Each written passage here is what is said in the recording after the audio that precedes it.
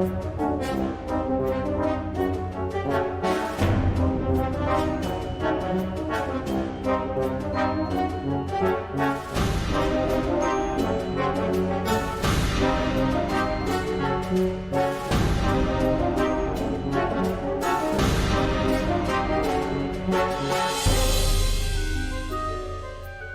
welcome to the Paranormal Peep Show, your monthly roundup of paranormal, strange, quirky stuff going on in the world about us that's largely unseen and largely unheard about. So we try and put it out there and try and make a little dent in the mainstream world of normalization, because we're not normal here on this channel. Well, welcome back from a couple of years ago, a guest that we previously had on who was talking about giants on record, and he's now written a new book called The Giants of Stonehenge and Ancient Britain, but he also is joined with his co-author from the United States. So welcome back to Hugh Newman. Are you there, Hugh? I'm here. Yes. Hello, Hugh. For having me on again. I appreciate it. Hi, how you doing, guys? We're fine. Thank you for coming on. And we've also got your co-host, or, well, your colleague in the book world, which is Jim Vieira from the United States. Hello, guys. Thanks for having me on. Hi, Jim. Thank you for coming on. Thank you for coming on, both of you.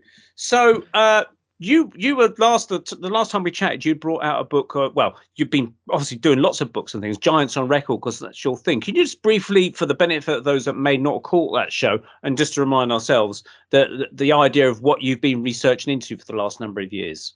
Yeah. When we were last on, we talked. When I was last on, we talked about Jim and I's book, the Giants on Record, and this really looked at the American story of giant skeletons being found all across the continent, going back thousands of years, but mainly reports over a 200-year period from like the early 1800s up to pretty much up to the present day. And Jim was collecting accounts. He wrote numerous articles. He was researching it.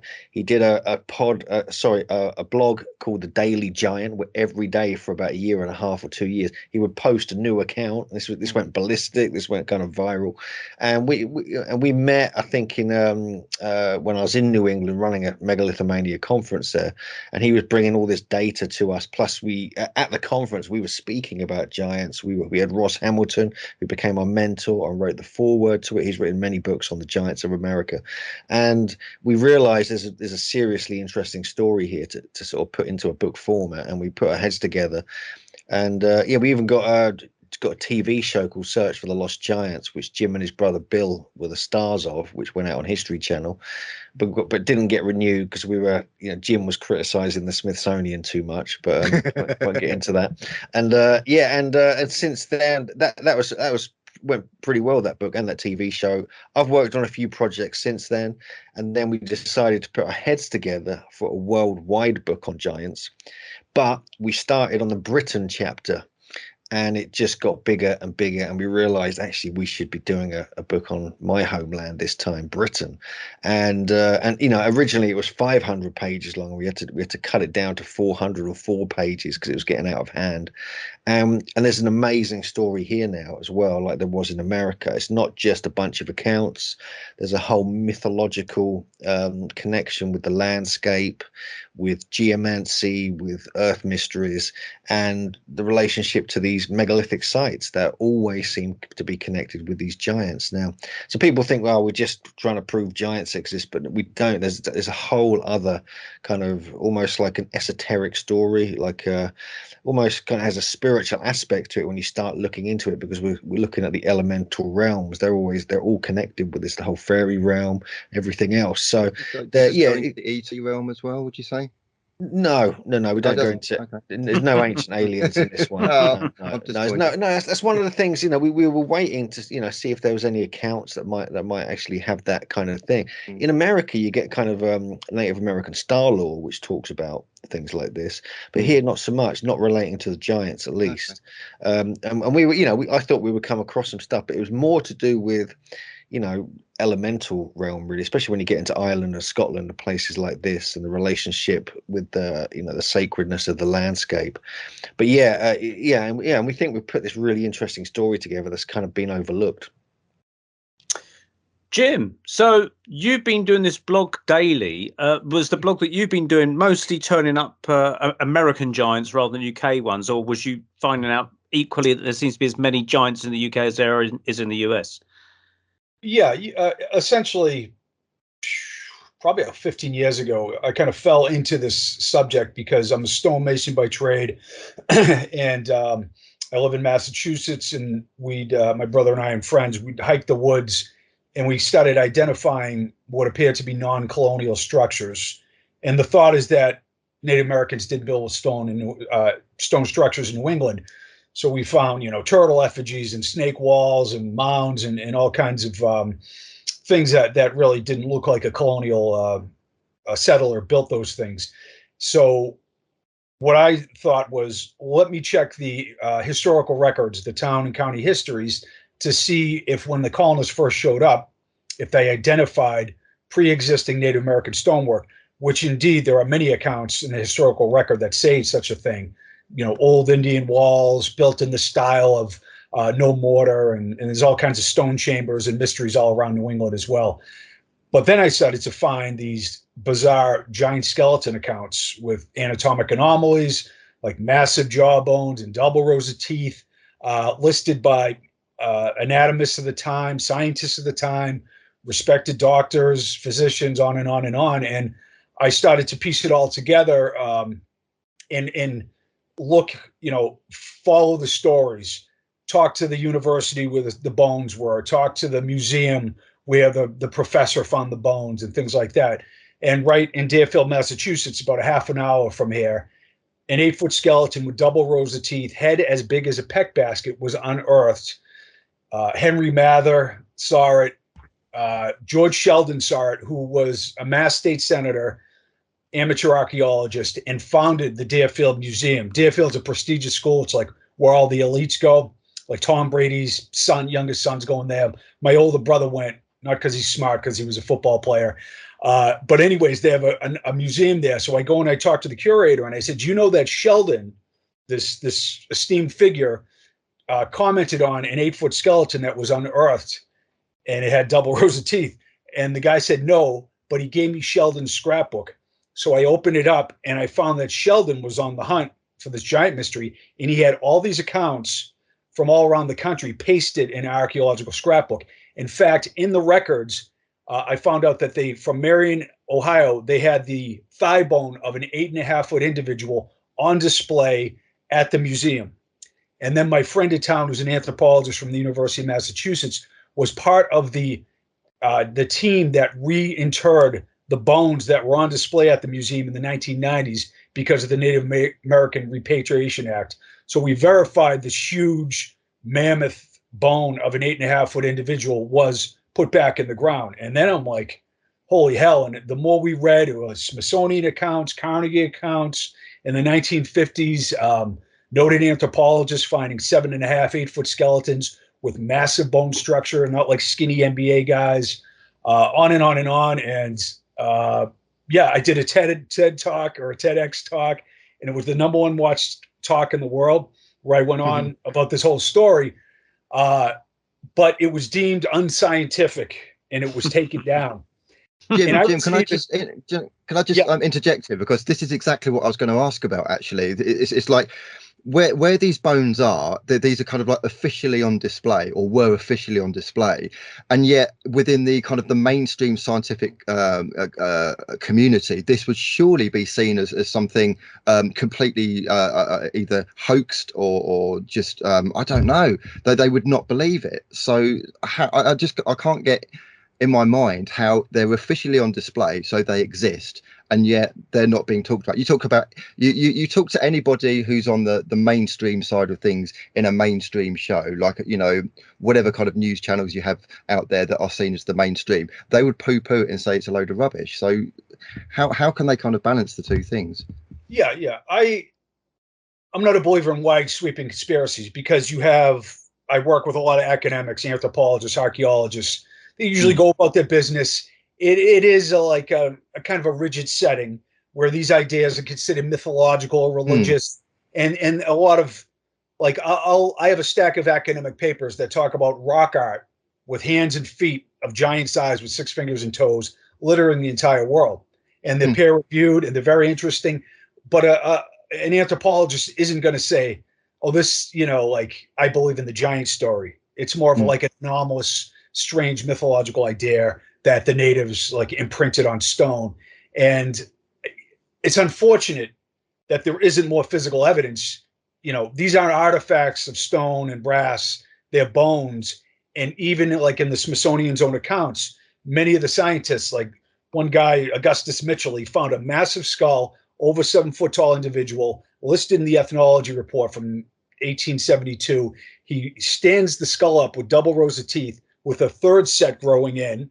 And he said within a half an hour, this giant skull crumbled to dust. Wow. And he had a giant stone axe he found in Amelia Island, Florida, where this was found, and the largest axe he's ever found, and which is another interesting side of the story. So it's like this mixed bag of missing evidence. But a skeptic would be justified in saying, show me the 10-foot skeleton and a DNA test, and I get that. But to ignore all the credible reports, I mean, the county clerk has the skull on his desk and everybody sees it in town and it's in the record, and you communicate with all the family members and they talk about it. Or another skeleton is 8.5 feet tall and it's wired together. And I don't know what to make of it. I don't want to get into, if you have a good case, you should be able to make it without claiming a vast conspiracy. But at the same time, man, it's like, as Hugh would attest to, it's kind of staggering how much evidence there is and how lack of evidence exists now. It's interesting because, I mean, the thing is, in the Guinness Book of Records, I mean, the one that we've officially listed as the biggest man in the world, I think it was Robert Wadlow, wasn't it? Correct. He had pituitary gigantism, which is a disease condition. It's a tumor on the pituitary gland. So he died at age 22, and he was 8 and 11.5 inches tall. These other accounts we're talking about are multiple, like over 8-foot skeletons buried together. So it's not a case of pituitary gigantism. It's something else. But we can theorize about that. Like the highest incidence of pituitary gigantism on the planet is in North Ulster County in Ireland, the place where the magical Tuatha De Danann landed, and they were reputed to be of enormous size. It's kind of interesting. Like, did we develop these traits or reject and create disease conditions, because lots of people have 6 fingers and toes. Pituitary gigantism, did it turn into a genetic malformity? They're interesting questions about, where the gods landed and the giants landed in the past.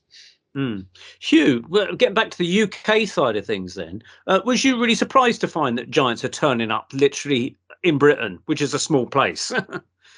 Yeah, I mean, I was surprised how many accounts that we'd collected even before we started on the book. I mean, Jim had started this research. Actually, I think some of his daily giant blog posts were from Britain.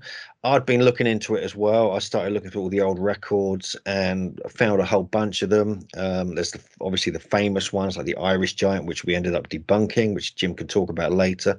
And we kind of, it's the same, we use the same techniques, scaling through hundreds, thousands of newspapers, articles, obscure journals. We got this certain books from the 1500s that were luckily reprinted and translated from Welsh. You got things like even the history of the kings of Britain and Nennius before him, that they were referencing giants and things like this. And so, yeah, you start looking into it and you realize it's not just myth, it's not just fantasy. There's something quite profound going on here. And so when you reach like 100 accounts, you realize you've got to take quite seriously. And these are many of them were matter-of-fact accounts. Many of them were written by scholars, medical people, medical professionals. They were documented over and over again in local history journals and things like this, and it got ridiculous. I mean, Scotland is surprising. I mean, the amount, because Jim worked on the Scotland chapter mostly, and the amount we got in Scotland is insane, and it makes you wonder what we missed, what wasn't reported, and we're not just talking one area of Britain, we're talking like every county is covered, not one area is missed out. There's something going on everywhere, also in all over Ireland, obviously all over Scotland, Wales as well.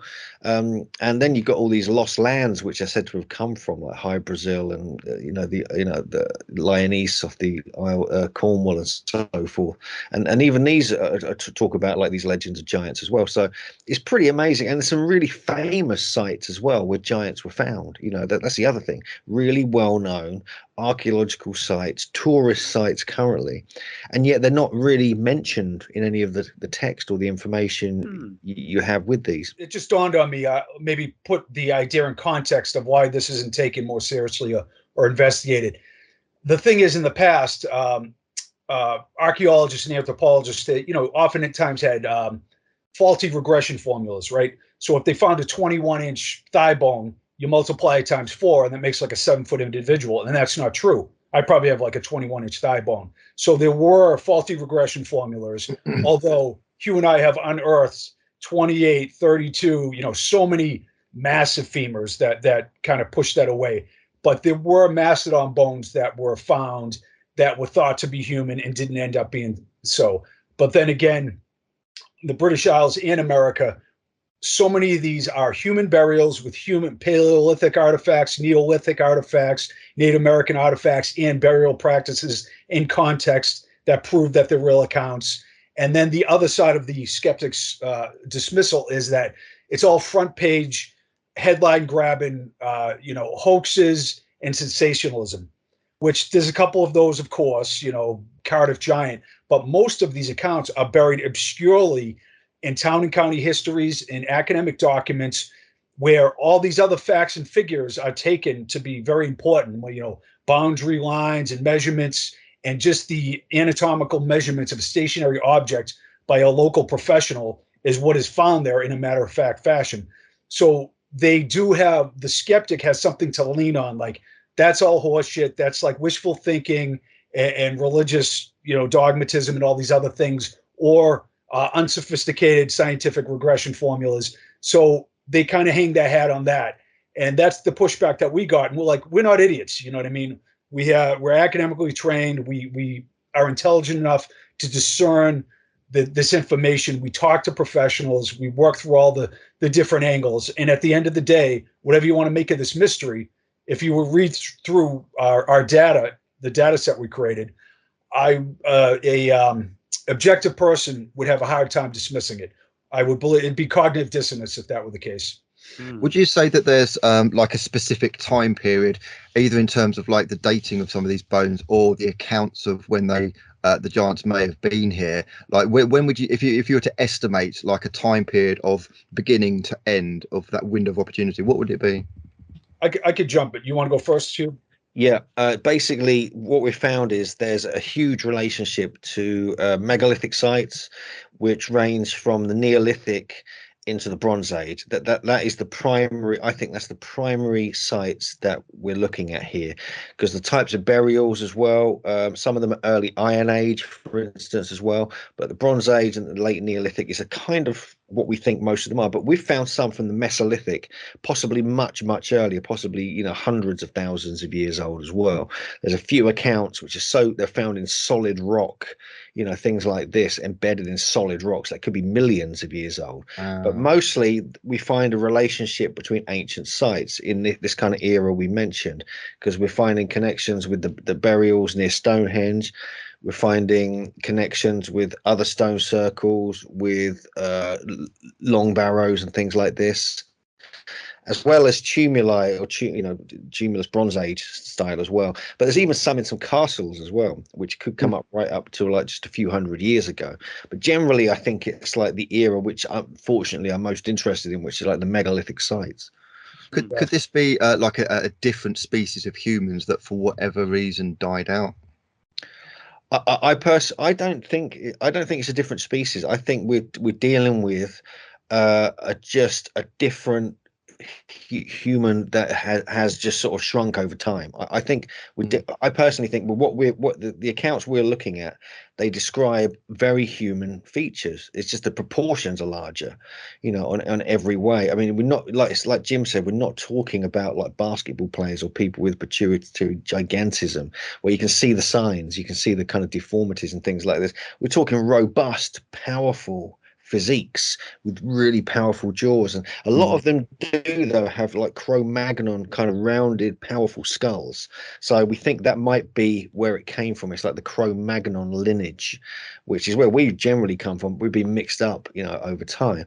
But there's also different strands. It's difficult to tell because even today people are very different. You get very tall people, you get very short people. Look how different like dogs are, for instance. You get tiny things to huge, great, Alsatians and so forth. So I think I think they're human, but as you go further and further back, it becomes like a grey area because you start to hear all these legends and stories about these kind of semi-divine beings merging into physical form, like you get with the creation myth and the foundation story of Albina, who mated, her and her sisters who were banished from Greece, mated with these demonic entities called the incubi, and they gave birth to these giants who were fully human and rampaged across the land, much like the story of the Nephilim and the Watchers mating with the human women there. But you get it in Britain as well as one of the foundation stories. So as you go further back, and also with like Jim's research on Ireland as well as Scotland, you have the Fomorians, you have these kind of semi-divine races like the Tuatha Dé Danann, Fomorians, Furbolg, and others who have this sort of semi-divine, almost elemental realm where they kind of came into this form. And so it gets very confusing as you get further back because where did we really come from? We started asking the big questions when you get into that. But generally, the skeletons that are being described are just very large, gigantic, well-proportioned human skeletons. It's interesting you mentioned the Nephilim because, of course, we're now in the Bible territory, and the Bible actually does list giants. And everyone, it's quite bizarre because everyone kind of like assumes, or most people assumes, from a non-religious angle, that most of the Bible is either mythology or kind of not analogies. What's the word I'm thinking of? Allegories, possibly. But there's not many people that are non-religious that would view the Bible in a literal sense with literal giants. People, might assume that giants in the Bible might be described as, I don't know, powerful beings or something like that. But what if they really were 8 foot or 9 foot actual giants? And then you've got the things to do with the who's the guy that threw the stone at Samson and David? Was it Goliath? David and Goliath. There, David and Goliath. That's the one. You got that as well. Raises some really interesting questions, doesn't it, about what was going on with that? Yeah, in the 12th century, Israeli captives, or I'm sorry, Hebrew captives, basically took the Babylonian Sumerian wisdom and created the Bible.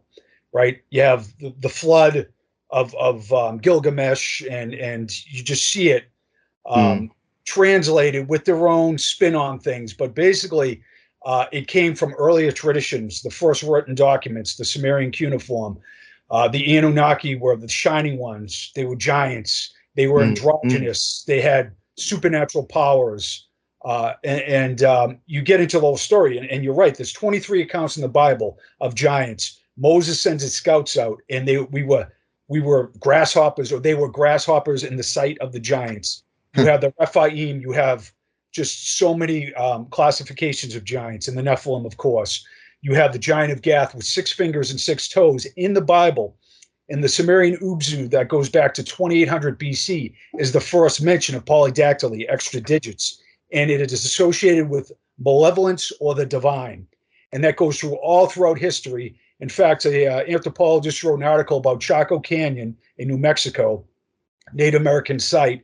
And there are giant hands and feet with 6 fingers and toes. And she identifies that the Pueblo people saw this as a divine trait. And then you go to Palenque, right? And then you go to Teotihuacan, and you see 6 fingers and 6 toes everywhere. Isolated Pacific Islands, on and on. I do an entire talk, like an hour and a half, just on this one phenomena.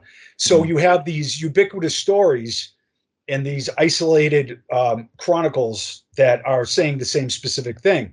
And you're right that I'm a recovering Catholic, so I have no skin in the game. I'm not like coming from a religious angle, but it is very compelling that the Bible is loaded with this kind of things.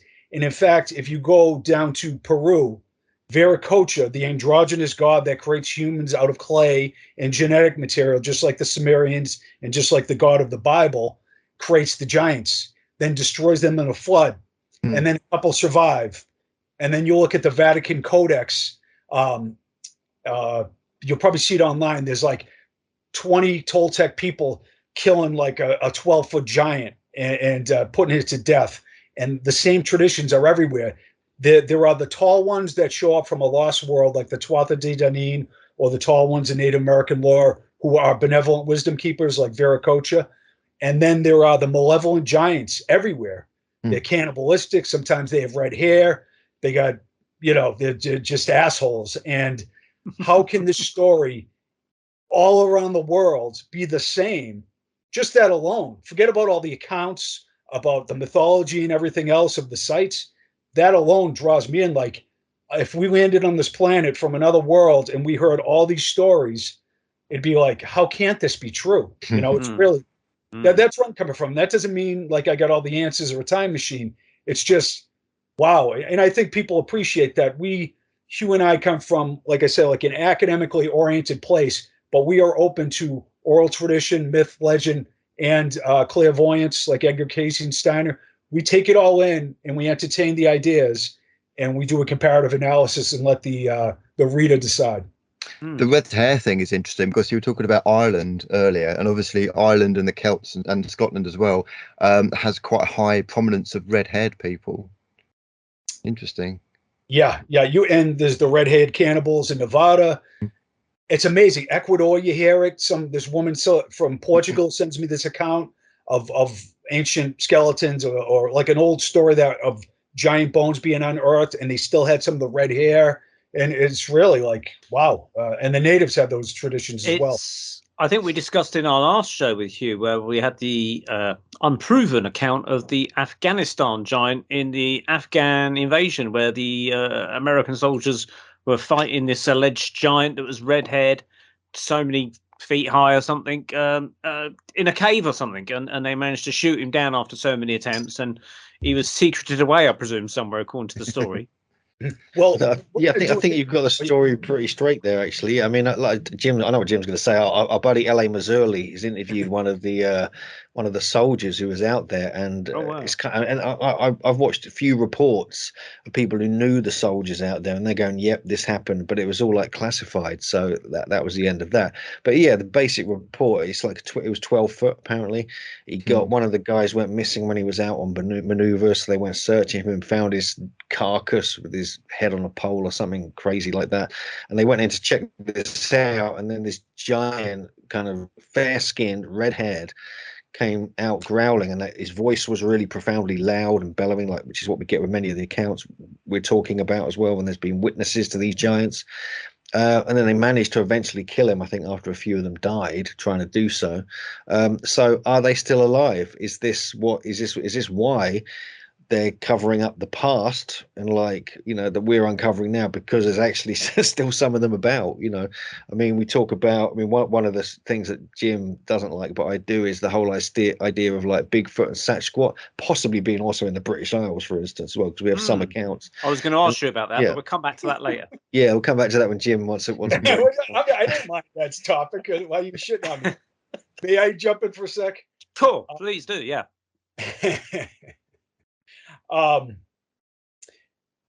The traditions all around the world clearly state that Homo sapiens and the giants were the byproduct of genetic intervention.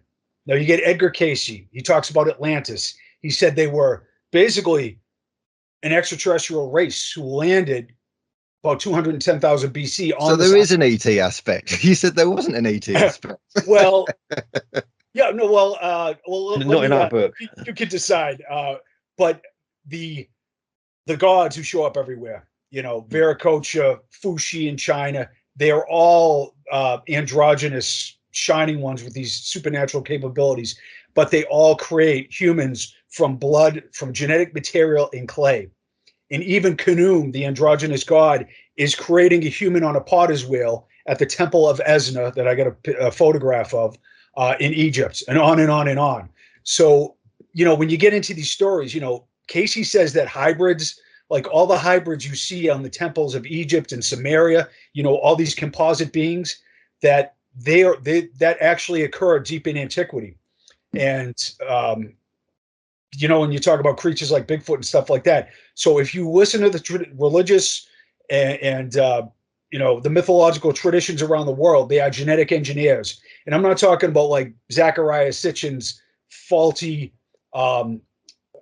translation of Sumerian artifacts. I'm talking about H.V. Hilprecht, you know, noted Assyriologist who found 20,000 tablets at the Temple of Nippur. I'm talking about Samuel Kramer, like the most noted Sumerian translators basically tell an acid trip sci-fi story of the Anunnaki, the Sumerians. They're all androgynous. They're all genetic masters. They are giants in their ranks. And then Casey says that the population of Atlantis had little people and giants along with normal-sized Homo sapiens within the population. And then they spread out after this great flood 12,000 years ago, which has been verified by science of the Younger Dryas impact hypothesis.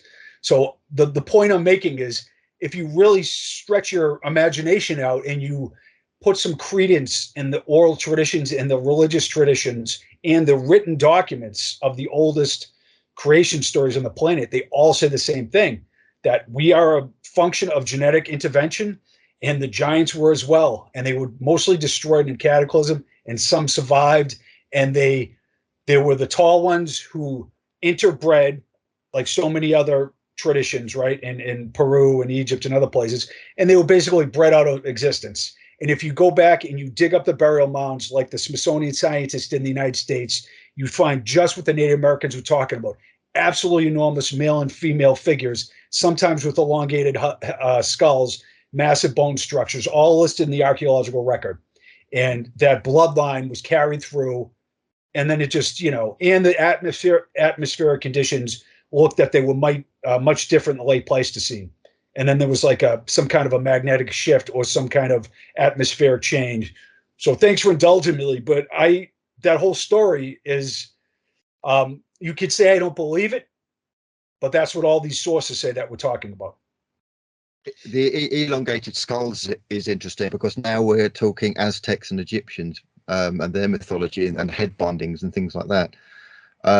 Here's a hypothesis. Okay, what if on planet Earth, maybe hundreds of thousands, maybe millions of years ago, the norm was these giant beings?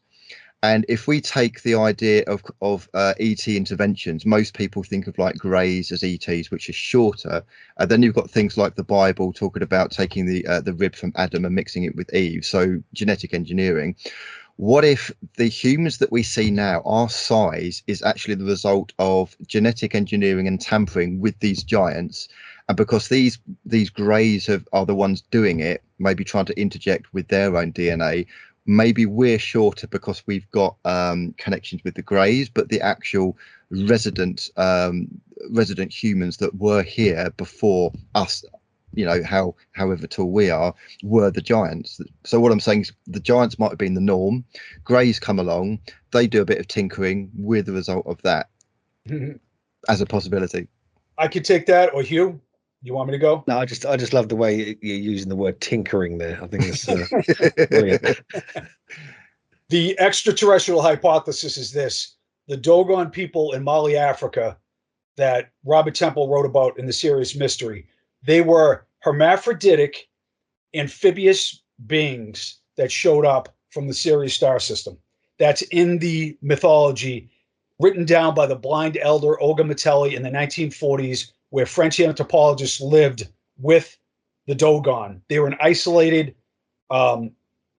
cliff-dwelling people in Mali, Africa. So what they said, what Olga Matelli specifically said, was that these beings were hermaphroditic. They were like half human-looking and half amphibious with snake and or serpent tails.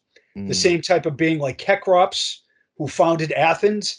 If you look it up on Wikipedia, he has a snake and a tail. If you look at Fuxi in China and Nuwa, they are amphibious, androgynous, hermaphroditic gods who created humans. Once again, You know the fish guy, Oannes, who carries the man bag, half fish, half human? He is androgynous, or it is androgynous. Viracocha, androgynous on the other side of the Atlantic, on and on and on. You know, so there's this picture of an extraterrestrial species who are considered benevolent, by the way. They're not like gray douchebags. They're like benevolent wisdom bringers. But that doesn't mean there aren't all kinds of weird races going on. But it's very interesting because the same type of being, so specific, hermaphroditic, amphibious, they are the genetic engineers. They are the ones creating the giants and the humans, and they have the supernatural abilities, and they specifically teach the arts of civilization. Like Fuxi teaches the I Ching. There's a Fuxi sequence in the I Ching, right? This divination system. And the Aymara language that Viracocha brought is a computer language that is a bride language that translates other languages. And that's from an academic paper in 1984, not from some dude in his basement. You know what I mean? So you have this like wide-reaching story of the phenomenal ability. Like Oannes, the fish guy, he teaches advanced geometry, advanced mathematics, agriculture, animal husbandry. And Sumeria pops up as the first civilization in human history, fully formed and completely complex. And who do they say gave him that? They say Oannes, like in Berosus Babylonica, 280 BC. He says, Oannes the fishman, who is androgynous, he shows up during the day, he teaches the arts of civilization, and he goes back in the freaking river and sleeps at night. And he doesn't eat. And he's this weird hybrid, and you have pictures of him everywhere. And he's carrying this bizarre bag that you find at La Venta on the other side of the country. I mean, on the ocean. And I'm sorry, Quetzalcoatl, who's also androgynous, has the same bag. So that's a long-winded way of saying there's a story here, in my estimation. If we get back to the book a little bit, you talked about some of these giant stories turning up in tourist areas, and obviously your book is Stonehenge. So I had a brief look at your book, and is it right that some of these giants are alleged, or there's legends to say that the giants built Stonehenge or something? Yeah, big time. Yeah, I mean the original name of, well, the earliest recorded name of Stonehenge is the Giant's Dance, for instance, which comes from a Welsh text before the History of the Kings of Britain, but it was talked about in there as well. For people that don't know, the name really comes from possibly the story that was going around at the time, that originally the stones of Stonehenge were brought from Africa by a race of giants, and they were placed in Ireland at a place called Kilarus. And then thousands of years later, Merlin was summoned to get them by King Ambrosius, and to bring them over to Salisbury Plain to construct them in honor of their army that fell in a battle. And they sent a 15,000 strong army, Uther Pendragon did, and so forth.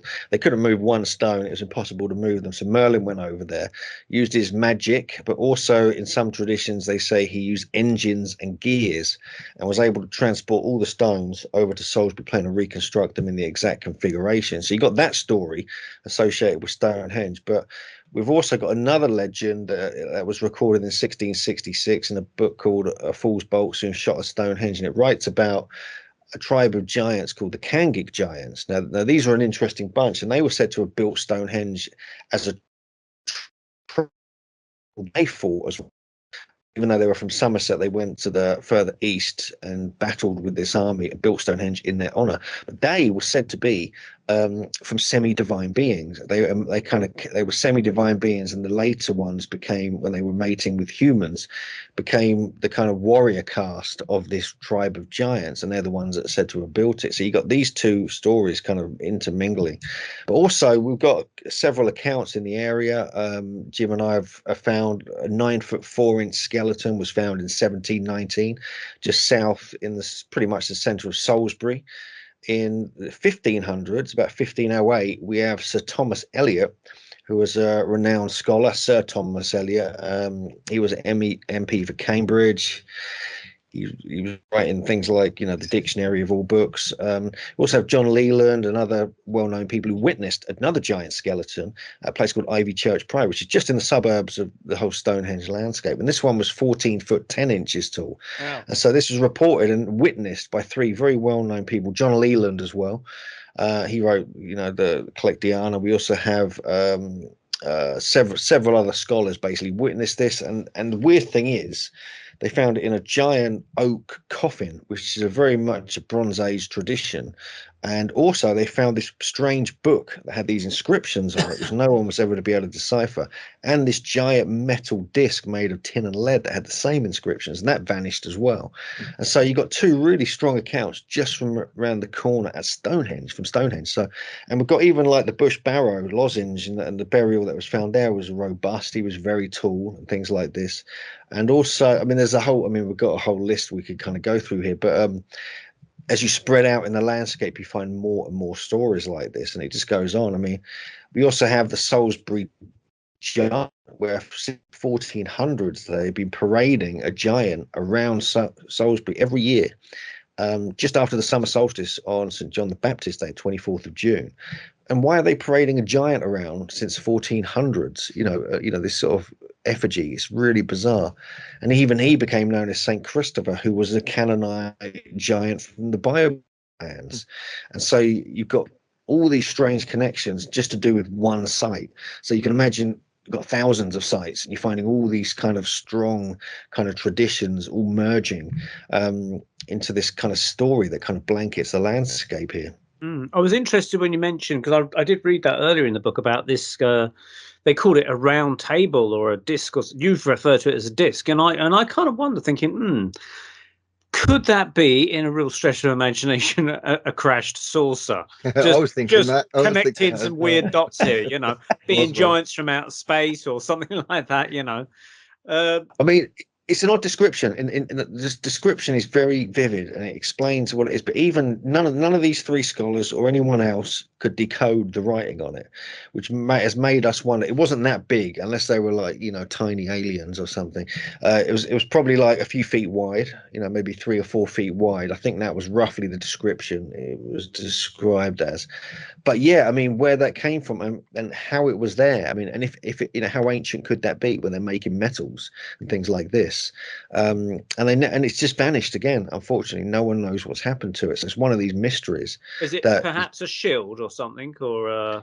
Well, I don't think so, no, because it's a bit too big and it was a bit too heavy. I think it was. They said it was just a strange. They described it as like a tabletop.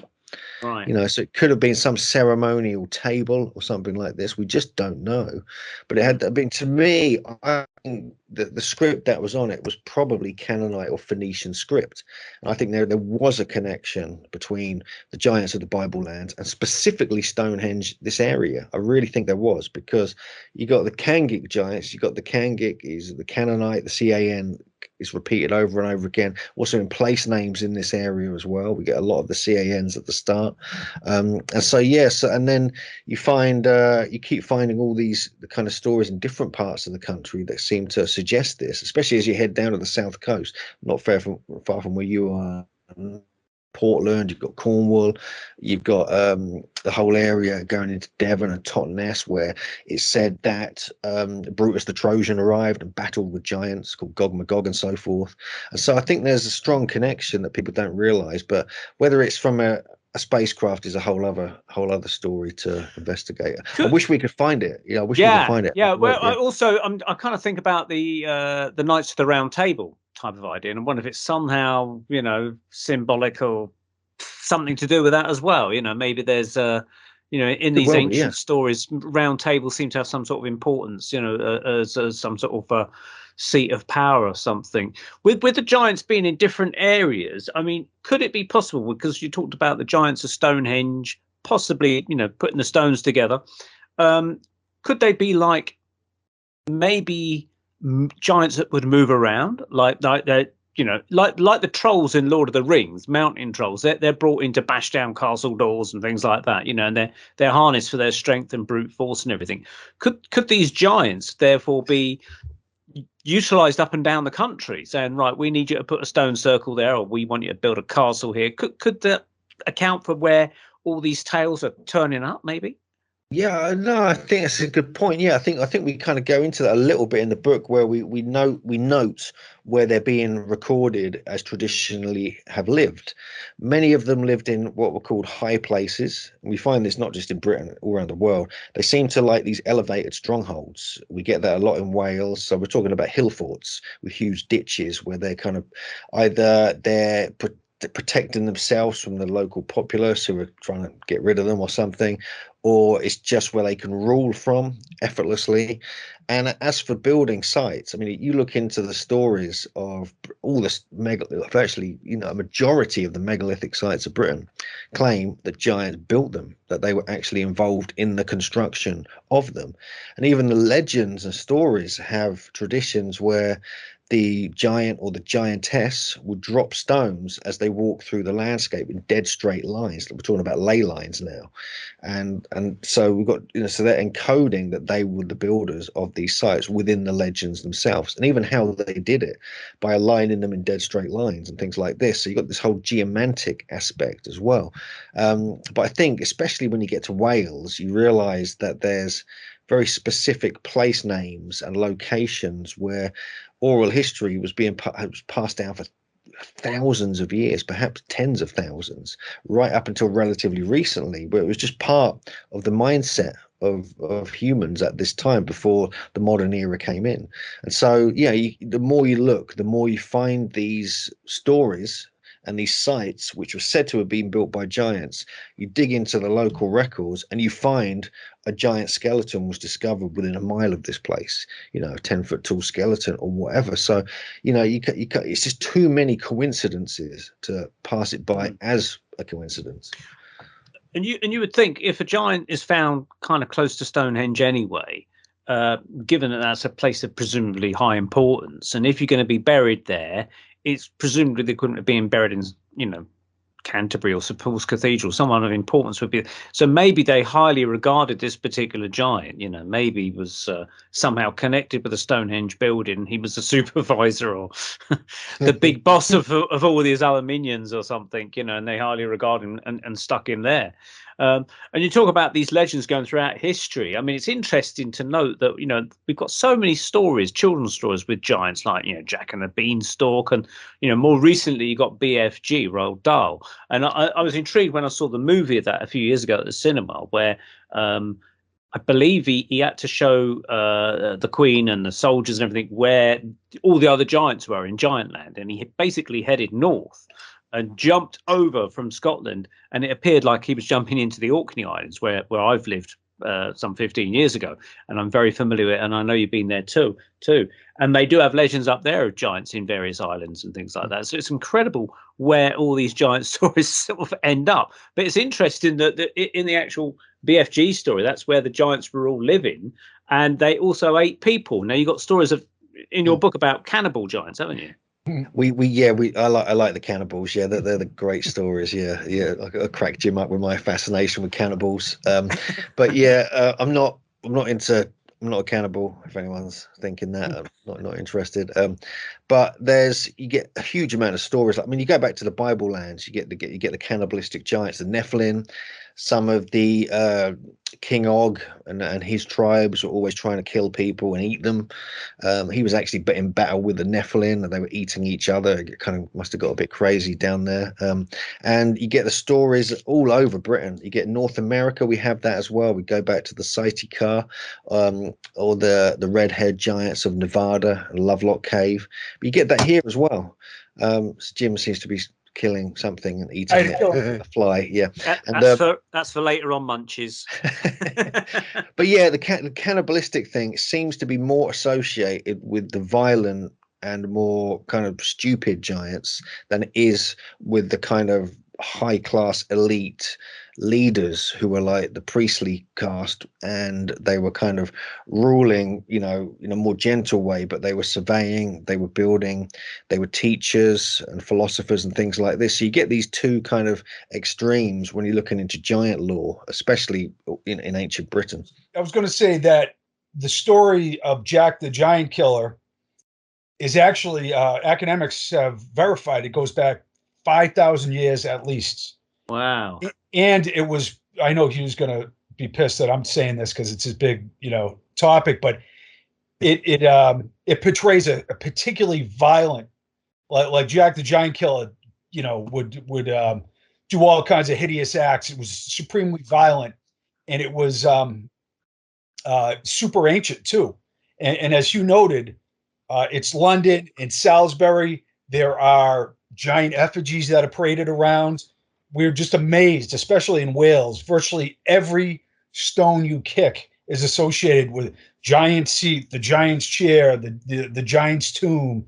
And encoded, if you read through the book, we have a chapter on geomancy, and it's amazing. It's like there's so much other verification than just accounts that came out of the ground. It's like they are specifically working the landscape in geometric fashion. And what we believe, just like John Michel, Hugh's mentor, is that there was an ancient megalithic science at work here, with sites all around the countryside that used, telluric energies and ley lines and geomancy to create fertility in the crops, benevolence in the landscape, basically enchant the landscape, create a positive environment. And there's a book about that by Burke, Seed of Plenty, where they do these experiments all around the world, in Peru and other places, and just proving that there was an ancient fertility and megalithic science of the past. So there's a greater level to the story. But my point is that it is amazing how embedded in the consciousness of the British Isles the idea of giants is. And then you take that and it's the same story all around the world. It's like, I don't know, I wish, like, I love exploring a mystery, but I want to know the freaking story. I want like somebody with the time machine just to lay it out, because how can't there be a reality to this? Yeah. And I understand the skeptic's point of view. It's like, show me the 12-foot skeleton. Like, a skeptic isn't like an obsessed freak like Hugh and I, and we're going to dive in all these accounts. We're going to visit the, sites around the world with 6 fingers and toes and get all the oral traditions. So until we can produce that type of evidence, I get it.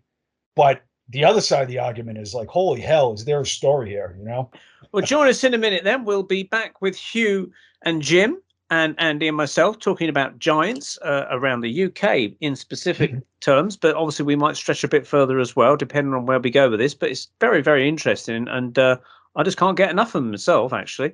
So maybe we might be back with some recipes as well, talking about cannibals, and see what we can mix up, I was remembering the goodies. They had shepherd's pie. It says, first take 2 shepherds. If you remember the goodies on the BBC years ago when they went up the Jack and the Beanstalk land.